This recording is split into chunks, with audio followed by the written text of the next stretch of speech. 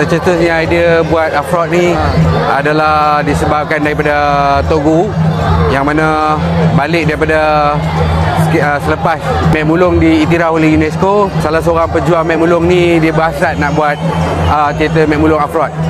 Lepas tu dia tak sempat, dia telah pergi meninggalkan kami semua, dan saya sebagai ahli dan ataupun anak murid kepada pejuang tersebut, bersama-sama dengan akrab kami teruskan perjuangan Afrod ni, yang mana kami ambil masa daripada bulan 7 sehingga pada bulan 9-10 macam tu, sehinggalah kami dapat garapkan satu persembahan teater Mek Mulung Afrod tu.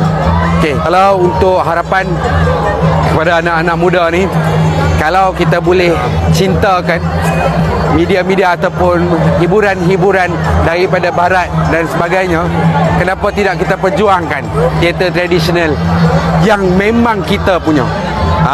Jadi kita sematkanlah jiwa kita sebagai orang Malaysia, cintakan seni budaya kita. Jadi teruskan perjuangan. Itu aja harapan.